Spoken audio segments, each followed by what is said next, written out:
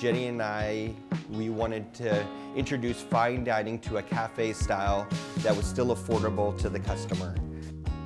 Muddy Waters is a small cafe in the Harrison River Valley that promotes farm-to-table cooking.